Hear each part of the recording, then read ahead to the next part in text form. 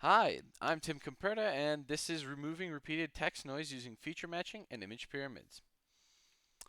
So I wanted to use the overview for my presentation here. We're going to go over the problem statement, the images, the processes, the results, and the conclusion of this. So the problem I wanted to explore was, can you get rid of watermarks or text-based noise with only a similar image or even a cropped clean image from a based image that has a watermark on it? I use these images as my image library for testing. And so the image on the left is a picture of me during graduation, which they watermarked, and I didn't expect that I would have to pay for it. But I thought I paid DePaul enough, but apparently not. And so I decided, what if I wanted to, alter the image so that way there's a way that I can still garner the image from the watermarked version of it without having to pay the extra dimes that I've already spent, really. And then on the right, I'm looking for essentially kind of this meme template format where there's text on a image, and I want to see if like maybe from a cropped image source, so it's like where somebody just took a little cropped image from it, can we enhance the image in a way where we can make the image more readable and remove the watermarks so that we can get the full image later on. So the way I did this was I went in this order. I made image pyramids and Laplacian pyramids. Then I used orb feature matching on the image pyramids to detect features which were mostly around the faces. Brute force matching to figure out where the images matched.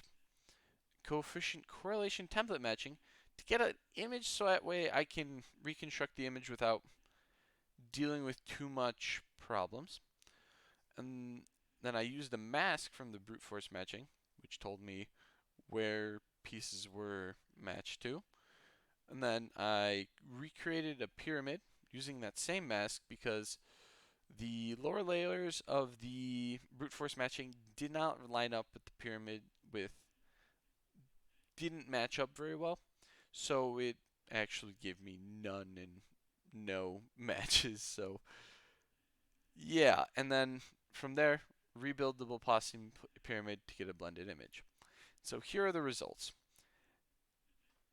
They're not great. And one thing you can notice is instantly is this really high exposure, this almost fogginess going on here in both the images.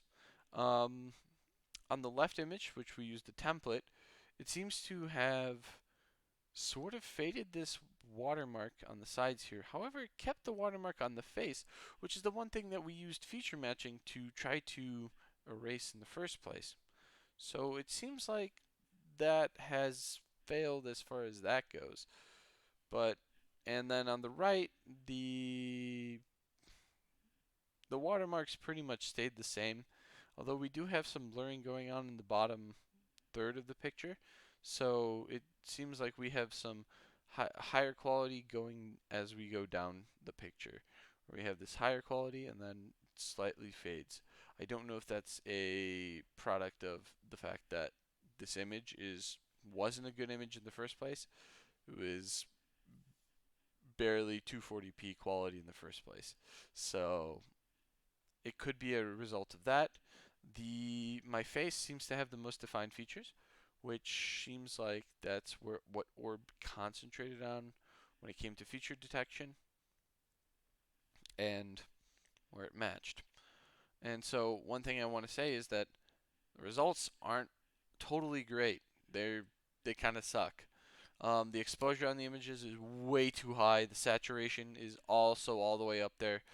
Template image seemed like it scrubbed the watermark a little bit, but it just didn't really scrub it out enough to really remove any sense of the watermark in the first place. And the similar image was by far unable to remove the watermark, and I'm not quite sure why, as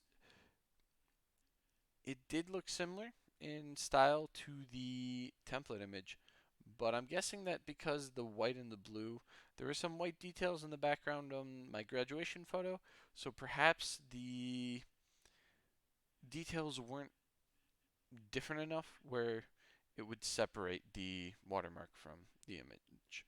And then the similar image seems lower quality than the original, but I don't know if that's because the base image was a lower quality in general. And I, as far as improvements later on the line, I plan on using or plan on looking on for whether a Gaussian mask would make any difference. I don't exactly think it would because it would just kind of provide this fade in and out, so it could even destruct the image as far as things go. I do want to see as to how to fix that exposure, what's causing that.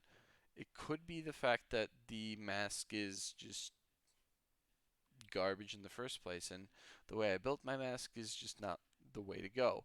Um, and lastly, I would like to try to work at it with more similar images. However, those are kind of hard to come by due to there are not too many images where you can find two very close images side by side from slightly different angles. And so, thank you very much for watching. Let me know if you have any questions. You can let me know into the discussion forums, or if you have any comments there too as well. Let me know. And thank you for watching my presentation. Have a good one.